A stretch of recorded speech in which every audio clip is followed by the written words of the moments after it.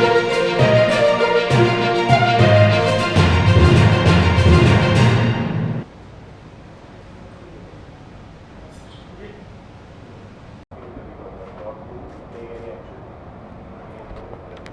नमस्कार। बहुत बहुत शुक्रिया आप सब लोग समय निकाल कर आए हमारे लिए, हमारी बात को आगे लाने के लिए। ऑटो और कैब की संयुक्त मोर्चा की ये दूसरी प्रेस कॉन्फ्रेंस है। आपको याद होगा इससे पहले 8 मार्च में संयुक्त मोर्चा बना था और 12 मार्च को हमने स्ट्राइक करी थी, 12 मार्च 2022 को। उसके बाद संयुक्त मोर्चा आपस में मिलकर काम कर रहा है ऑटो और कैब का। अलग अलग यूनियन के प्रधान यहाँ पर हैं। मैं शुरुआत करना चाहूँगा। हरियाणा पंचकुला से सोमवीर जी हैं, इंद्रजीत सिंह मान हैं चंडीगढ़ से आज़ाद टैक्सी यूनियन, एंड अमनदीप जी हैं कोसवा की तरफ से हैं, ये भी चंडीगढ़ से ही हैं। फ्यूचर में जब भी कोई इस प्रकार का कुछ होता है छोटा मोटा तो हम आपस में मिलकर ये सब शॉर्ट आउट करते हैं। लेकिन फ़िलहाल की घड़ी में आप सबको पता है कि क्या कुछ चल रहा है प्रशासन के अकॉर्डिंग। मैं सबसे पहले शुरुआत कर देता हूँ चंडीगढ़ की स्थिति को बताने के लिए। जैसा कि आपको पता होगा कि जब 12 मार्च के बाद हमारे को 13 तारीख को ट्रांसपोर्ट डिपार्टमेंट ने एक लेटर इशू करा, जिसमें हमारे को रेट बताया गया कि आप ऑटो का प्रति किलोमीटर रेट आप बढ़ा सकते हैं। लेकिन ये 2022 का था और 2022 में सीएनजी पेट्रोल गैस के क्या रेट थे और आज क्या है। उसके बाद मैं बात करता हूँ आपको जो बाइक चल रही हैं। ट्रांसपोर्ट डिपार्टमेंट के साथ हमारी कई मीटिंग हुई हैं। इसके बाद हमारी जो यहाँ के हेड हैं home secretary mister Nitin Kumar Yadav ji, उनके साथ भी मीटिंग हुई और उन्होंने हमसे ये कहा कि आप हमें कोई भी क्लू दें कि कहाँ कहाँ बाइक चल रही हैं जो इलीगल हैं। हमने विथ फ़ोटो उनको बाइक की फ़ोटो दी है, ये सारा उनके पास रिकॉर्ड है, PDF फाइल्स हैं, फ़ोटोज़ हैं, ये सारा रिकॉर्ड्स हमने दिया है कि कहाँ कहाँ से प्राइवेट नंबर की बाइक चल रही है गाड़ी भी, और इसके साथ साथ गाड़ियाँ भी चल रही हैं। अगर कोई इंसिडेंट हो जाता है, वैसे इंसिडेंट तो रोज़ ही हो रहे हैं, लेकिन उस इंसिडेंट अगर हो जाता है तो उसको वेरीफाई करना बहुत मुश्किल है। जैसे सडनली में अभी एक कैब ड्राइवर का मर्डर हुआ था तो आपने देखा था कि उसको मानसा से, अभी हमारे को बताया आप मीडिया के माध्यम से कि मानसा से एक बंदे को अरेस्ट कराया। लेकिन अभी फ़िलहाल बाइक चल रही है, चंद पैसों के लालच में लोग बाइक यूज़ कर रहे हैं, लेकिन नुकसान कितना बड़ा है हमारे को तो है ही है, साथ में यहाँ के डिपार्टमेंट को है जो कि वो टैक्स पे नहीं कर रहे हैं, परमिट नहीं है, और कई बाइक तो ऐसे हैं जिनके ऊपर जाली नंबर हैं। हमने एविडेंस भी दिए, उन्होंने हमसे एविडेंस मांगे बाइक के और 4 व्हीलर के जो प्राइवेट नंबर चला रहे हैं गाड़ियाँ, सारे एविडेंस दिए हुए हैं सभी डिपार्टमेंट को। और पिछले 1 साल से सभी डिपार्टमेंट को अलग अलग जाकर के लेटर दिए हुए हैं अलग अलग यूनियनों ने, लेकिन कोई सुनवाई नहीं हुई।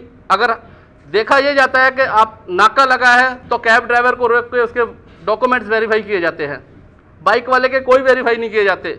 अगर वहीं पर 4 व्हीलर चल रही है प्राइवेट नंबर तो उसका कोई डॉक्यूमेंट्स वेरीफाई नहीं किया जाता। आप कहीं पर भी खड़े होकर के आज चंडीगढ़ ट्राई सिटी में प्राइवेट नंबर बाइक बुक कर सकते हो, प्राइवेट नंबर कैब बुक कर सकते हो। होता यह है कि आपने इलीगल ऐप में गाड़ी कोई और बुक करी है, आ कोई और रही है, बाद में कसूरवार ड्राइवरों को ठहराया जाता है, चाहे वो ऑटो का हो या कैब का हो, और टारगेट हमें को किया जाता है। उनका कोई मतलब रिकॉर्ड नहीं होता है। मैं चाहूँगा सोमवीर जी से जो पंचकुला के हैं कैब एसोसिएशन की तरफ से, ये अपनी बात रखेंगे आगे। Thank you.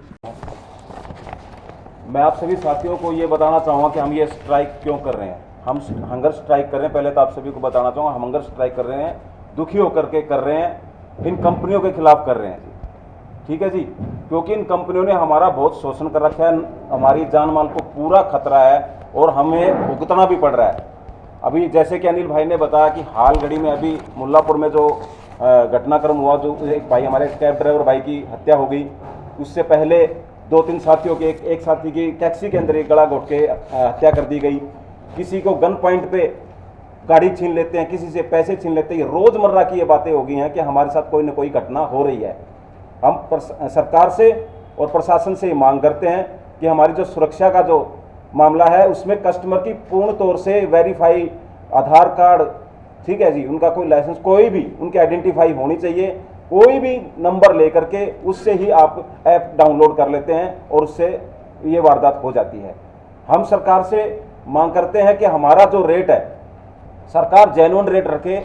हमने जो 2020 की जो पॉलिसी है उसको लागू करे, और दूसरा 20 रुपये पर किलोमीटर के हिसाब से हमें किराया मिले। ये नहीं है कि आंधी आ गई, तूफान आ गया या कोई हड़ताल आ गई तो आप रेट को एकदम हाई कर दें और आप उसमें कमीशन भी आपको डबल ट्रिपल मिले।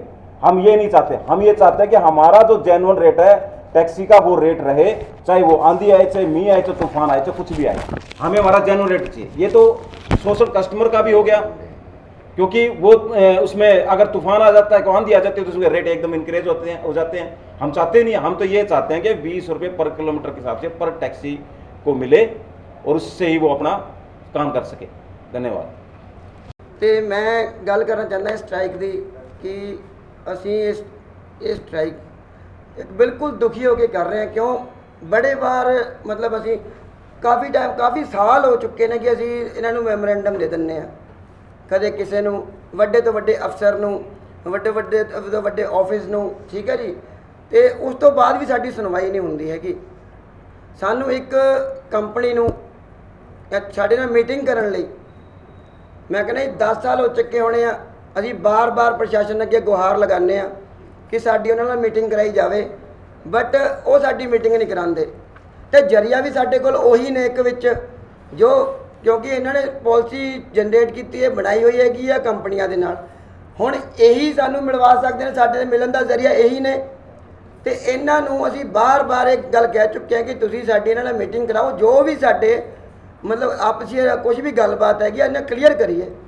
ਜਦੋਂ ਇਹ ਕੰਪਨੀਆਂ ਚੰਡੀਗੜ੍ਹ ਦੇ ਵਿੱਚ ਇਹਨਾਂ ਨੇ ਪਾਲਿਸੀ ਲਈਆਂ ਸੀਗੀਆਂ, ਉਸ ਟਾਈਮ ਦੇ ਵਿੱਚ ਇਹਨਾਂ ਨੇ ਆਫਿਸਿਸ ਲਏ ਸੀਗੇ ਇੱਥੇ, ਕਿਉਂਕਿ ਪਾਲਿਸੀ ਦੇ ਤਹਿਤ ਇਹਨਾਂ ਨੂੰ ਆਫਿਸਿਸ ਲੈਣੇ ਬਹੁਤ ਜ਼ਰੂਰੀ ਨੇ।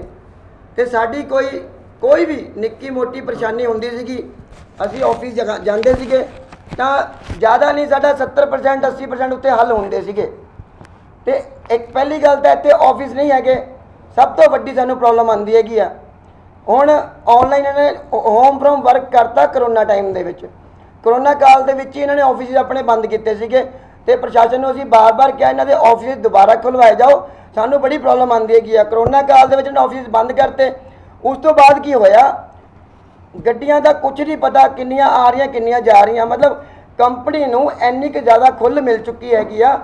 ਇਲੀਗਲ ਪ੍ਰਾਈਵੇਟ ਗੱਡੀਆਂ ਧੜਾ ਲੋਕੀ ਘਰੇ ਬੈਠੇ ਅਟੈਚ ਕਰ ਲੈਂਦੇ ਹੈਗੇ ਆ। ये नहीं कोई बड़ा बंदा कहिए ना आप कि हाँ जो समझदार आ कला वही गड्डी अटैच कर सकता। इन्ना सौखा हो चुका है काम ना। एक 10 साल 11 साल का बच्चा यूट्यूब तो वीडियो देख के इन्होंने कंपनियां दे विच गड्डियां अटैच कर लेंदे ने।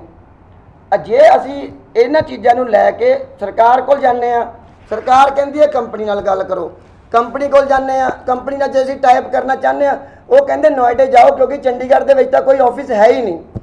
नोएडे जाने उत्थे साडी कोई पुछ नहीं होंदी हैगी, ठीक है जी। तो सरकार असीं जरिया समझते हैं कि सरकार नूं चाहिए कि साडे विच जो भी प्रॉब्लम्स ने वो साडियां क्लीयर कीतियां जाण, ठीक है जी।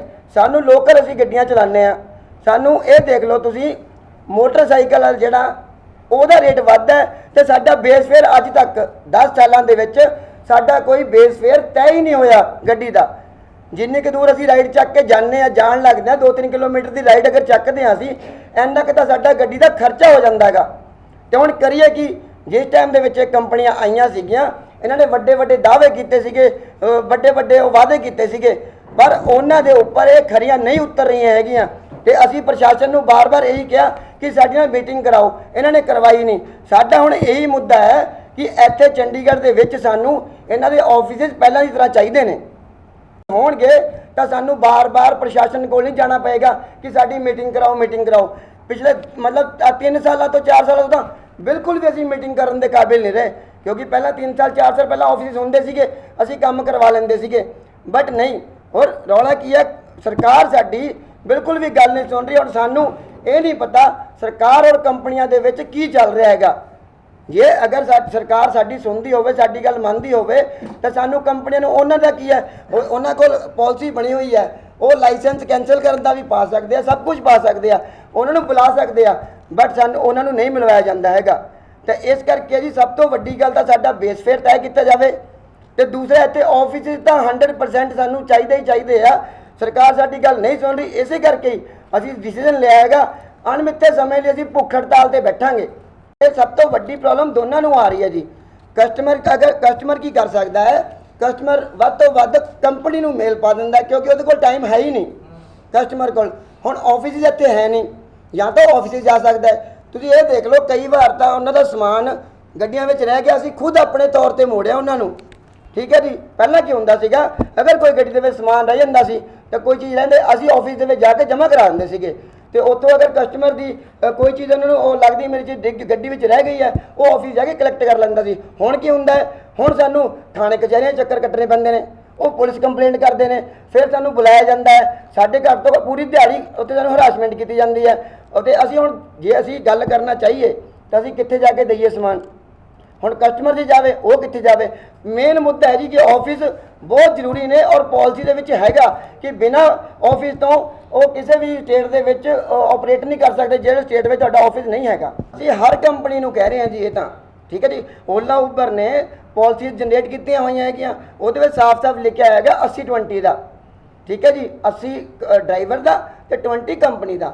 ਬਟ ਉਹ ਮਤਲਬ ਇੰਨੀ ਕਿ ਜ਼ਿਆਦਾ ਉਹਨਾਂ ਨੂੰ ਖੁੱਲ੍ਹ ਮਿਲ ਚੁੱਕੀ ਹੈ ਨਾ, ਕੋਈ ਵੀ ਕੰਪਨੀ ਹੋਵੇ ਜਿਹੜੀ ਵੀ ਨਵੀਆਂ ਵੀ ਆ ਰਹੀਆਂ ਨੇ ਜਿਨ੍ਹਾਂ ਦੇ ਕੋਈ ਲਾਇਸੈਂਸ ਹੀ ਹੈ ਨਹੀਂ ਜਾਂ ਕੁਝ ਵੀ ਨਹੀਂ ਹੈਗਾ, ਨਵੀਂ ਤੋਂ ਨਵੀਂ ਕੰਪਨੀ ਆਈ ਜਾ ਰਹੀ ਹੈ, ਤੇ ਉਹ ਪ੍ਰਸ਼ਾਸਨ ਨੇ ਇੰਨੀ ਕੁ ਖੁੱਲ੍ਹ ਦਿੱਤੀ ਹੋਈ ਹੈ ਨਾ ਕਿ ਉਹ ਜੋ ਮਨ ਚਾਹਿਆ ਉਹ ਕਰ ਰਹੇ ਨੇ।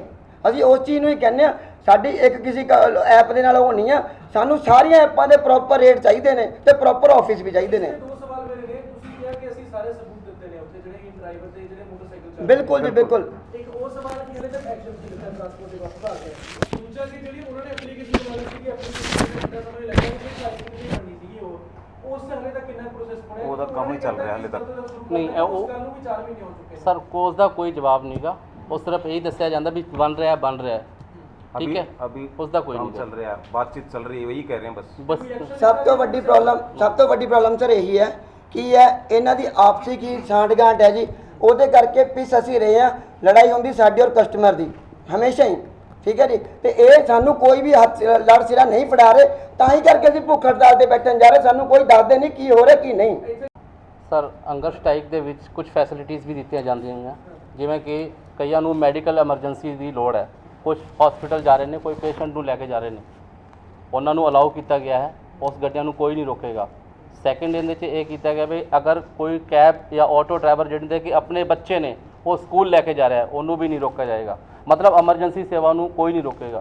ਦੂਸਰਾ ਇਹਦੇ 'ਚ ਇਹ ਪਲੱਸ ਕਰ ਸਕਦੇ ਹੋ ਕਿ ਇਨ ਫਿਊਚਰ ਅਸੀਂ ਸਿਰਫ ਰਿਕੁਐਸਟ ਕੀਤੀ ਹੈ ਆਮ ਪਬਲਿਕ ਨੂੰ, ਜਿਹੜਾ ਤੁਸੀਂ ਪਬਲਿਕ ਰਾਹੀਂ ਕੁਝ ਦੇਖਿਆ ਹੋਣਾ, ਰਿਕੁਐਸਟ ਕੀਤੀ ਹੈ ਵੀ ਇਸ ਤੋਂ ਇੱਕ ਹੜਤਾਲ ਹੋਏਗੀ। अगर इन फ्यूचर कोई कानून हाथ से लेंदा है, कोई इन्होंने कोई कुटमार करता है, कोई भी ड्राइवर का उसे पक्ष से नहीं है, कोई भी रिस्पॉन्सिबल नहीं है। एक सवाल है क्योंकि ਤੁਸੀਂ ਮੋਹਾਲੀ ਤੋਂ ਵੀ ਚੰਡੀਗੜ੍ਹ ਤੋਂ ਪੰਚਕੂਲਾ ਤੋਂ ਬੈਠੇ ਹੋ, ਜੇ ਟੋਟਲ ਵੀ ਆਟੋਸ ਦੀ ਜਾਂ ਕੈਬ ਦੀ ਗੱਲ ਕਰੀਏ, ਤੁਹਾਡੀ ਜਿਹੜੀ ਐਸੋਸੀਏਸ਼ਨ ਦੇ ਨਾਲ ਜੁੜੀਆਂ ਹੋਈਆਂ ਨੇ, ਉਹ ਕਿੰਨੀਆਂ ਕਿਉਂਕਿ ਇਹ ਜ਼ਰੂਰੀ ਹੈ ਕਿ ਫਿਰ ਕਿੰਨੇ ਕੁ ਲੋਕਾਂ ਦੇ ਅਸਰ ਪਏਗਾ ਇਸ? ਇਹ ਸਰ ਕੈਬਸ ਤਾਂ ਮੈਂ ਤੁਹਾਨੂੰ ਦੱਸਾਂ ਘੱਟ ਤੋਂ ਘੱਟ ਇਸ ਟਾਈਮ ਨਾਲ ਜੀ ਮਤਲਬ 12 ਤੋਂ 14,000 15,000 ਦੇ ਵਿੱਚ ਚੰਡੀਗੜ੍ਹ ਦੇ ਵਿੱਚ ਸਟਾਈ ਸਿਟੀ ਦੇ ਵਿੱਚ ਵਰਕ ਕਰ ਰਹੀਆਂ ਨੇ। ਤੇ ਸਭ ਤੋਂ ਵੱਡੀ ਇਹ ਧਾਂਦਲੀ ਦੇਖੋ ਚੱਲ ਰਹੀ ਹੈਗੀ ਆ, ਓਲਾ ਉਬਰ ਜੋ ਹੈ ਉਹ ਗੱਡੀ ਸ਼ੋਅ ਕਰਦੀ ਹੈਗੀ ਸਿਰਫ 2600। ਕਿੱਡਾ ਵੱਡਾ ਸਰਕਾਰ ਨੂੰ ਚੂਨਾ ਲਗਾਇਆ ਜਾ ਰਿਹਾ ਹੈ। ਸਟੇਟ ਗਵਰਨਮੈਂਟ ਨੇ ਇਨ ਓਲਾ ਉਬਰ ਕੰਪਨੀ ਨੂੰ 300 ਰੁਪਇਆ ਪਰ ਗੱਡੀ ਪਰ ਮੰਥ ਲਗਾਇਆ ਹੋਇਆ ਹੈਗਾ। ਤੇ ਇਹ ਹੁਣ ਐਡੀ ਵੱਡੀ ਧਾਂਦਲੀ ਹੈਗੀ। ਅਸੀਂ ਉਹੀ ਤਾਂ ਕਹਿ ਰਹੇ ਹਾਂ ਕਿ ਇਹ ਸੈਂਟਰ ਗਵਰਨਮੈਂਟ ਇਹਨਾਂ ਦੇ ਉੱਪਰ ਕਿਉਂ ਨਹੀਂ ਸਟ੍ਰਿਕਨੈਸ ਕਰਦੀ, ਕਿਉਂ ਨਹੀਂ ਇਹਨਾਂ ਦੇ ਉੱਪਰ ਐਕਸ਼ਨ ਲੈਂਦੀ? ਤੁਹਾਡੇ ਨਾਲ ਕਿੰਨੇ ਜੁੜੇ ਹੋਏ ਨੇ ਕੈਬਸ ਤੇ ਆਟੋਸ ਜਿੰਨੇ ਵੀ ऑटो बता दें कितने? ਟਰਾਈ ਸਿਟੀ ਦੇ ਅੰਦਰ 26,000 ਆਟੋ ਹੈ ਜੀ ਟਰਾਈ ਸਿਟੀ ਦੇ ਅੰਦਰ। ਆਟੋ ਵਾਲਿਆਂ ਨੂੰ ਜਿਵੇਂ ਜਿਵੇਂ ਪਤਾ ਲੱਗਾ ਸਾਰੇ ਜੁੜੇ ਨੇ, ਕਿਉਂਕਿ ਸਾਰਾ ਦਾ ਕੰਮ ਖਰਾਬ ਹੋ ਰਿਹਾ ਹੈ ਆਲਮੋਸਟ। ਹੁਣ ਟਰਾਈ ਸਿਟੀ 26,000 ऑटोज ने, बट सभी जगह सर। आप सवाल कीजिए कहाँ पर नहीं गए हम, आप सवाल कीजिए हम कहाँ पर नहीं गए हैं सर। तो बिल्कुल एविडेंस देने को तैयार है, वहाँ से बस प्रोसीजर में है। हमारे को एविडेंस दीजिए, हमें बाइक कहाँ पर चल रही है, इलीगल कहाँ पर चल रहा है, हम उनको एविडेंस दे रहे हैं फोटो समेत। बिल्कुल एविडेंस दे रहे हैं, वो उनको भी एविडेंस दिया हुआ है। जो ट्रांसपोर्ट मंत्री हैं पुल्लर जी हैं, वो नाम पुल्लर है, क्या नाम है, लाल जी पुल्लर, 3-4 बार मिल चुके हैं जी। चंडीगढ़ वाले क्या कह रहे हैं? चंडीगढ़ वाले बस वही कहते हैं एविडेंस दो जी, एविडेंस दे दिए जी। चंडीगढ़ में किससे मिला? होम सेक्रेटरी नितिन कुमार यादव से जी, एसपी से मिल एसटी ट्रांसपोर्ट अधिकारी अमित त्यागी। गवर्नर का घेराव कर चुके हैं। चंडीगढ़ में हाँ। सबसे बड़ा अफसर यहाँ पे प्रशासक जी जी क्या एडमिनिस्ट्रेटर से इस संबंध में कोई बातचीत हुई? बिल्कुल उसे गवर्नर का घेराव कर चुके हैं जी हम तो। गवर्नर का घेराव करने की मुलाकात हुई? नहीं जी। नहीं हमारी कर एक तरह से यहाँ के सीए मिडिलमैन की जरूरत है। सर देखिए, अगर प्रशासन आगे खड़ा हो जाता है किसी चीज़ की, तो ऑब्वियसली हमें या तो प्रशासन को रूल तोड़ करके आगे बढ़ना पड़ेगा, इनकी बात को मानना पड़ेगा। आपने अलग से सीधे एडमिनिस्ट्रेटर से बात करने की कोशिश बिल्कुल कोशिश की है जी, हमने बाकायदा वहाँ पे एप्लीकेशन दे के भी आए थे कि हमें अपने गवर्नर साहब से मिलना है। उन्हें हमें dispatch number, diary number, Raj Bhavan हाँ राजभवन के जो बाहर जो ऑफिस है वहाँ पे हम दे के आए थे। उन्होंने ਜਿਵੇਂ ਸਾਡੇ ਬ੍ਰਦਰ ਨੇ ਮਾਨ ਨੇ ਦੱਸਿਆ ਕਿ ਇਹ ਪਹਿਲੀ ਗੱਲ, ਜਿਵੇਂ ਸਾਡੇ ਲਾਇਸੈਂਸ, ਪੈਨ ਕਾਰਡ, ਜੋ ਵੀ ਆਧਾਰ ਕਾਰਡ, ਅਕਾਊਂਟ ਨੰਬਰ ਔਰ ਜੋ ਵੀ ਸਾਡੀ ਇੱਕ ਸਾਡੀ ਆਇਡੈਂਟੀ ਹੁੰਦੀ ਹੈ, ਉਹਨੂੰ ਅਸੀਂ ਪ੍ਰੋਪਰ ਤਰੀਕੇ ਨਾਲ ਉਹਦੇ 'ਚ ਅਪਲੋਡ ਕਰਦੇ ਹਾਂ ਜਾਂ ਕਿਸੇ ਰਿਪਰੈਜ਼ੈਂਟੇਟਿਵ ਆਫਿਸ ਤੋਂ, ਜਿਵੇਂ ਪਹਿਲਾਂ ਜਿਵੇਂ ਕਵੀ ਪੁਰਾਣੇ ਚਲਾ ਰਹੇ ਨੇ ਗੱਡੀ, ਜਿਵੇਂ ਮਾਨ ਜੀ ਬਹੁਤ ਪੁਰਾਣੀ ਗੱਡੀ ਚਲਾ ਰਹੇ ਨੇ, ਇਹਨਾਂ ਦੇ ਪਹਿਲਾਂ ਦੇ ਹੀ ਡਾਕੂਮੈਂਟਸ ਸਬਮਿਟ ਹੁੰਦੇ ਤੇ ਉਹਨੂੰ ਅਟੈਚ ਕਰਨ ਤੋਂ ਬਾਅਦ ਹੀ ਸਾਡੀ ਗੱਡੀ ਔਨ ਰੋਡ ਚੱਲਦੀ ਹੈ। ਇਹਦਾ ਮਤਲਬ ਹੈ ਕਿ ਕਸਟਮਰ ਜਦੋਂ ਅਸੀਂ ਬੁਕਿੰਗ ਕਰਦੇ ਹਾਂ, ਸਾਨੂੰ ਉਸ ਵੇਲੇ ਤੇ ਨਹੀਂ ਪਤਾ ਹੁੰਦਾ ਕਿ ਨਹੀਂ, ਉਹ ਸਹੀ ਬੰਦਾ ਆ ਰਿਹਾ। ਉਹ ਹੀ ਮੈਂ ਤੁਹਾਨੂੰ ਦੱਸਦਾ ਜੀ। ਹੁਣ ਜਿਸ ਤਰ੍ਹਾਂ ਇਹ ਇਨਡਰਾਈਵਰ ਦੀ ਗੱਲ ਕਰ ਰਹੇ ਹਾਂ ਆਪਾਂ, ਹੈ ਨਾ ਜੀ। ਇਨਡਰਾਈਵਰ ਦੇ ਵਿੱਚ ਅਸੀਂ 23 ਸੈਕਟਰ, ਜਿੱਥੇ ਸਾਡਾ ਚੰਡੀਗੜ੍ਹ ਟ੍ਰੈਫਿਕ ਪੁਲਿਸ ਦਾ ਆਫਿਸ ਹੈ, ਉੱਥੇ ਸਾਡੇ ਐਮਪੀ ਸਾਹਿਬ ਰਵਿੰਦਰ ਸਿੰਘ ਸੈਣੀ ਜੀ ਬੈਠਦੇ ਨੇ। ਅਤੇ ਉਹਨਾਂ ਦੇ ਨਾਲ ਰਲ ਕੇ ਸਾਨੂੰ ਚੰਡੀਗੜ੍ਹ ਪ੍ਰਸ਼ਾਸਨ ਨੇ, ਹੋਮ ਸੈਕਟਰੀ ਸਾਹਿਬ ਨੇ ਇੱਕ ਆਰਡਰ ਜਾਰੀ ਕੀਤਾ ਕਿ ਜਿਹਦੇ ਵਿੱਚ ਉਹ ਇਹ ਕਲੇਮ ਕਰਦੇ ਸੀ ਕਿ ਸਾਨੂੰ ਸਬੂਤ ਜਾਂ ਸਾਨੂੰ ਨਹੀਂ ਪਤਾ ਲੱਗਦਾ ਕਿ ਯਾਰ ਕਿਹੜੀ ਗੱਡੀ ਪ੍ਰਾਈਵੇਟ ਚੱਲ ਰਹੀ ਹੈ, ਕਿਹੜੀ ਗੱਡੀ ਬਾਈਕ ਚੱਲ ਰਹੀ ਹੈ, ਸਾਨੂੰ ਇਹਨਾਂ ਨਾਲ ਕਲੇਮ ਕਰਕੇ ਦਿਓ। ਬਟ ਮੈਨੂੰ ਇਹਨਾਂ ਲੱਗਦਾ ਹੈ ਕਿ ਸਾਡੇ ਇੰਨੇ ਆਫੀਸਰ ਇੰਨੇ ਐਜੂਕੇਟਡ ਨੇ, ਸਾਡੇ ਡਰਾਈਵਰ ਲਾਈਨ ਤੋਂ ਇੰਨੇ ਐਜੂਕੇਟਡ ਨੇ ਕਿ ਉਹਨਾਂ ਦੀ ਸੋਚ ਔਰ ਸਾਡੀ ਸੋਚ ਮੈਚ ਨਹੀਂ ਖਾ ਸਕਦੀ ਡਰਾਈਵਰ ਦੀ, ਪਹਿਲੀ ਗੱਲ। ਬਟ ਬਾਈ ਜੀ ਡਰਾਈਵਰ ਨੇ ਉਹ ਸੋਚ ਕੇ ਦਿਖਾਇਆ, ਜਿਹੜੀ ਐਪਸ ਆਨਲਾਈਨ ਚੱਲ ਰਹੀ ਹੈ, ਓਲਾ, ਉਬਰ, ਇਨਡਰਾਈਵਰ ਔਰ ਲਾਈਕ ਰੈਪਿਡੋ, ਠੀਕ ਹੈ ਜੀ, ਇਹਨਾਂ ਦੀਆਂ ਅਸੀਂ ਆਨਲਾਈਨ ਬੁਕਿੰਗ ਤੁਸੀਂ ਵੀ ਕਰ ਸਕਦੇ ਹੋ, ਮੈਂ ਵੀ ਕਰ ਸਕਦਾ। ਰਾਈਡ ਆਪਾਂ ਬੁੱਕ ਤਾਂ ਇੱਥੋਂ ਹੀ ਕਰਦੇ ਹਾਂ ਨਾ।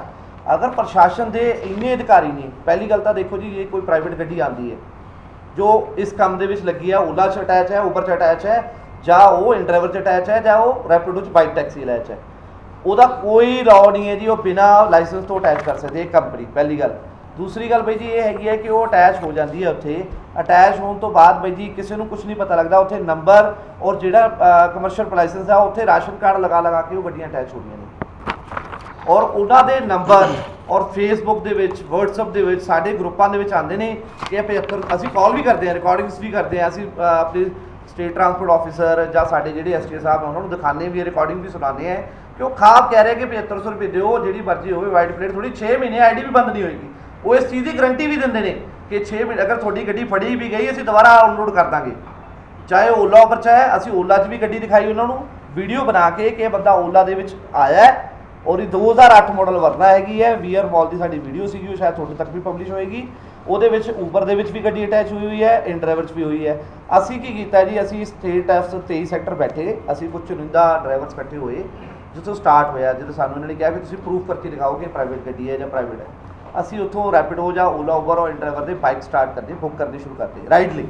ਅਤੇ ਵੀਰ ਜੀ ਉੱਥੇ ਇੱਕ ਦਿਨ ਦੇ ਵਿੱਚ 100 ਚਲਾਨ ਕੱਟਿਆ ਗਿਆ, 100 ਚਲਾਨ, ਜਿਹਦੇ ਚੋਂ 100 ਚਲਾਨ ਚੋਂ ਅਗਰ ਮੈਂ ਮੰਨ ਲਓ 10 ਗੱਡੀਆਂ ਬੁੱਕ ਕੀਤੀਆਂ ਇਨਡਰਾਈਵਰ ਦੇ ਵਿੱਚ ਵੈਬਸ, ਉਹ 10 ਚੋਂ 4 ਗੱਡੀਆਂ ਵਾਈਟ ਪਲੇਟ ਆਈਆਂ, ਉੱਥੇ ਸ਼ੋ ਹੋ ਰਹੀ ਹੈ PB01C ਜਾਂ HR55, ਜੋ ਵੀ ਸਾਡਾ ਕਮਰਸ਼ੀਅਲ ਨੰਬਰ ਹੁੰਦਾ ਹੈ।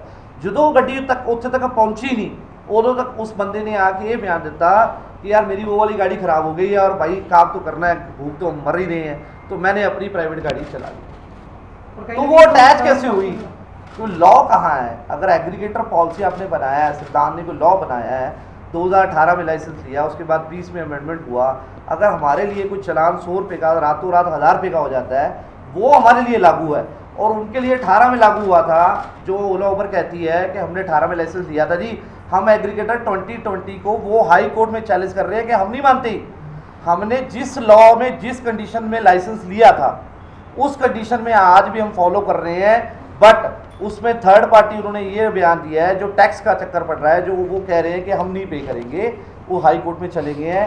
उनके बाद स्टेट ट्रांसपोर्ट ऑफिसर हमारे चंडीगढ़ ने ये नोटिस भी जारी कर दिया है कि आपने 2019 से टैक्स नहीं भरा, जो 3-3 करोड़ रुपए उनके लिए बैलेंस है, उसके लिए आप एलिजिबल नहीं हो कि आप बाइक टैक्सी या एग्रीगेटर टैक्सी कोई भी चला सको, हम आपको बैन कर रहे हैं। उस बैन को, उस नोटिस को लेके वो हाई कोर्ट में स्टे लगा चुके हैं, लग चुका है, और 17 सितंबर को शायद उसका फैसला है कि वो टैक्स भरेंगे नहीं भरेंगे। उसमें उन्होंने ये कंडीशन भी रखी है कि अगर हमें वो लाइसेंस 18 में मिला था, 20 में आपने एग्रीगेटर पॉलिसी बनाई तो हमारे उसमें नहीं आती वो, क्योंकि हमारी टर्म एंड कंडीशन में वो नहीं थी।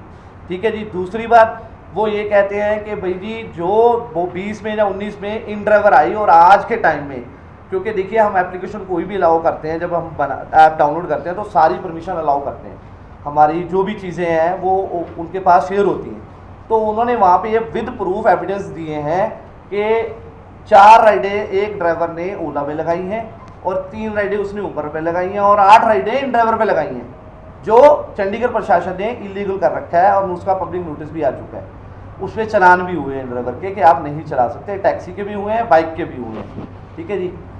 और वो हज़ारों से हुए हैं, हज़ारों में हुए हैं, ये नहीं कि 50-100 हुए, हज़ारों में हुए हैं, टैक्सी के भी हुए हैं, बाइक्स पे हुए हैं, ठीक है जी। उसमें उन्होंने ये कहा कि जी ये जब 85% जो लोग हैं, कस्टमर है और जो ड्राइवर है, वो जब ये वाली ऐप डाउनलोड कर रहा है, इस पे काम कर रहा है, तो मैं लाइसेंस प्राप्त जब मेरे पास कमीशन, जब मेरा काम इसमें नहीं पूरा हो रहा, तो हम टैक्स कैसे भरें? तो जो कंपनी ज़्यादा चल रही है या जो कंपनी ज़्यादा चला रहे हैं वो टैक्स भरेंगे। उसमें हमारे माने जज जो हैं, उसमें एक लेडी है, एक जेंट्स हैं, उन्होंने ये पद में ये रखा है, प्रशासन को ताड़ा भी है उसमें कि जब ये इलीगल आपने कोशिश करी तो चल कैसे रही है। दूसरी बात सर, मैं उनके लिए एक आंसर देना चाहता हूँ स्टेट के पास। हमारे सर्कल 11 एक ऐप चलती है जो बैटिंग के लिए जो चलती है, वो हमारी हर स्टेट में चलती है, कर्नाटक में नहीं चलती। वहाँ प्ले स्टोर में डाउनलोड होती है, पर वहाँ पे एरर आता है क्योंकि स्टेट के पास राइट्स है, क्योंकि वहाँ पे गैमलिंग अलाउड नहीं है कर्नाटका में, उनकी स्टेट गवर्नमेंट गैमलिंग को अलाउड नहीं करती, तो वो उसको गैमलिंग मानते हैं। अली ग्राउंड ਵਿੱਚ ਬੈਠ ਰਹੇ ਹਾਂ ਜੀ ਅਸੀਂ ਮੁੱਖ 4 ਬੰਦੇ, मैं अमनदीप, सुमित छाबड़ा जी, चलो जो भी एक अद्धा होर होएगा वो असी बैठ रहे हैं, 3 ਤਾਂ ਅਸੀਂ खुद बैठ रहे हैं। उस दिन हड़ताल भी रहेगी, चक्का जाम रहेगा, उसी दिन रहेगा कि क्योंकि पीछे लिखे हैं 10 तरीक तो अलाउड है। नहीं 10 तरीक तो ही साडी स्टार्ट है जी, 10 तरीक तो ही स्ट्राइक है और 10 तरीक ਨੂੰ ਇਹ ਭੁੱਖ ਹੜਤਾਲ ਤੇ ਬੈਠਣ ਜਾ ਰਹੇ ਹਾਂ। ਸਰ ਇੱਕ ਚੀਜ਼ ਨਾ ਮੈਂ ਦੱਸਣਾ ਚਾਹੁੰਦਾ, ਬਹੁਤ ਵੱਡੀ 15 अगस्त की है वो मेंशन कर दो, 15 अगस्त मेंशन किया हुआ है, उस दिन तक रखोगे स्ट्राइक रखोगे? अगर उस तो पहले मंग मान लें ਸਰ ਸਾਡੀਆਂ ਮੰਗਾਂ ਮੰਨ ਲੈਂਦੇ, ਸਾਨੂੰ ਤਾਂ ਅਗਰ 12 ਤੱਕ ਸਾਡੀਆਂ ਮੰਗਾਂ ਮੰਨ ਲੈਂਦੇ ਅਸੀਂ 12 ਨੂੰ ਉੱਠ ਜਾਵਾਂਗੇ। ਗੱਲ ਤਾਂ ਇਹ ਹੈ ਨਾ ਕਿ ਸਾਡੀ ਜਦੋਂ ਸਾਡੇ ਮਤਲਬ ਕੋਈ ਵੀ ਪ੍ਰੋਬਲਮ ਦਾ ਸੋਲੂਸ਼ਨ ਹੋ ਜਾਂਦਾ ਹੈ ਅਸੀਂ ਉੱਠ ਜਾਵਾਂਗੇ ਜਦੋਂ ਵੀ ਕਹਿਣਗੇ। ਤੇ ਚੱਕਾ ਜਾਮ ਕਦ ਤੱਕ ਰਹੇਗਾ? ਚੱਕਾ ਜਾਮ ਦੇਖੋ ਜੀ ਸਾਰਿਆਂ ਨੂੰ ਪਿਆਰ ਨਾਲ ਅਗਲੇ ਨੂੰ ਸਮਝਾ ਰਹੇ ਆ, ਖੁਦ ਡਰਾਈਵਰ ਇੰਨੇ ਕੁ ਪਰੇਸ਼ਾਨ ਹੋ ਚੁੱਕੇ ਨਾ ਜੀ, ਉਹ ਖੁਦ ਚੱਕਾ ਜਾਮ ਕਰਨ ਨੂੰ ਉਹ ਕਹਿੰਦੇ ਨੇ, ਉਹ ਕਹਿੰਦੇ ਸੀ ਖੁਦ ਕਰਾਂਗੇ ਜਿੰਨੇ ਦਿਨ ਵੀ ਸਾਡੇ ਤੋਂ ਹੋ ਪਾਏਗਾ ਵੱਧ ਤੋਂ ਵੱਧ। ਪਰ ਇਹ ਹੈ ਕਿ ਇੰਨਾ ਕੁ ਜ਼ਿਆਦਾ ਅਸੀਂ ਦੁਖੀ ਹੋ ਚੁੱਕੇ ਹਾਂ ਨਾ ਕਿ ਇਸ ਟਾਈਮ ਵੱਜਦਾ ਤਾਂ ਕੁਝ ਵੀ ਨਹੀਂ ਹੈਗਾ। ਇੱਕ ਮੈਂ ਕਹਿੰਦਾ ਬਹੁਤ ਵੱਡੀ ਸਾਨੂੰ ਸ਼ੌਕ ਕਰਨ ਵਾਲੀ, ਅਸੀਂ ਖੁਦ ਪ੍ਰਧਾਨ ਹੈਗੇ ਹਾਂ ਤੇ ਸਾਨੂੰ ਸ਼ੌਕ ਕਰਨ ਵਾਲੀ ਗੱਲ ਸਾਹਮਣੇ ਆਈ ਸੀਗੀ। ਸਟੇਟ ਗਵਰਨਮੈਂਟ ਔਰ ਸੈਂਟਰ ਗਵਰਨਮੈਂਟ ਇਸ ਚੀਜ਼ ਦੇ ਉੱਪਰ ਐਕਸ਼ਨ ਦੇਖ ਲਓ ਕੁਝ ਵੀ ਨਹੀਂ ਲਿਆ। ਅਸੀਂ 47 ਦੇ ਵਿੱਚ ਮੀਟਿੰਗ ਕੀਤੀ ਸੀਗੀ ਜੀ ਇਸ ਰਿਲੇਟਡ ਕਿ 10 ਤਰੀਕ ਨੂੰ ਸਟ੍ਰਾਈਕ ਕਰਨੀ ਹੈ ਤੇ ਉਹਦੇ ਵਿੱਚ ਅਸੀਂ ਆਪਣੇ ਬੰਦੇ ਭੇਜਣ ਲਈ ਖੁਦ ਅਸੀਂ ਗੱਡੀ ਬੁੱਕ ਕੀਤੀ। ਉਹ ਗੱਡੀ ਆਈ ਪ੍ਰਾਈਵੇਟ HR ਨੰਬਰ ਗੱਡੀ ਸੀਗੀ, ਇਮੇਜ ਗੱਡੀ। ਤੇ ਅਸੀਂ ਕੀਤਾ ਹਮੇਸ਼ਾ ਇਹ ਹੁੰਦਾ ਹੈ ਅਸੀਂ ਚੈੱਕ ਕਰਦੇ ਹਾਂ ਕਿ ਡਰਾਈਵਰ ਦੇ ਕੀ ਡਾਕੂਮੈਂਟ ਨੇ, ਗੱਡੀ ਦੇ ਕੀ ਡਾਕੂਮੈਂਟ ਨੇ। ਉਹ ਸਭ ਨੂੰ ਹੀ ਪਤਾ ਹੈ ਕਿ ਡਾਕੂਮੈਂਟ ਪਾਏ ਤੋਂ ਬਗੈਰ ਗੱਡੀ ਅਟੈਚ ਨਹੀਂ ਹੁੰਦੀ, ਠੀਕ ਹੈ। ਬਟ ਸਾਨੂੰ ਇੰਨੀ ਹੈਰਾਨਗੀ ਹੋਈ, ਨਾ ਤਾਂ ਉਹਦੇ ਵਿੱਚ ਕੋਈ ਡਰਾਈਵਰ ਦਾ ਡਾਕੂਮੈਂਟ, ਨਾ ਹੀ ਗੱਡੀ ਦਾ ਡਾਕੂਮੈਂਟ, ਜ਼ੀਰੋ ਡਾਕੂਮੈਂਟ। ਤੇ ਗੱਡੀ ਐਕਟੀਵੇਟ ਆਨਲਾਈਨ ID ਚੱਲ ਰਹੀ ਹੈ, ਦਿੱਲੀ ਤੋਂ ਗੱਡੀ ਅਟੈਚ ਹੋ ਰਹੀ ਹੈ। ਤੇ ਮਤਲਬ ਪ੍ਰਸ਼ਾਸਨ ਇੰਨਾ ਹੀ ਸੁੱਤਾ ਪਿਆ ਕਿ ਬਿਨਾਂ ਡਾਕੂਮੈਂਟ ਪਾਏ ਗੱਡੀਆਂ ਅਟੈਚ ਹੋ ਰਹੀਆਂ।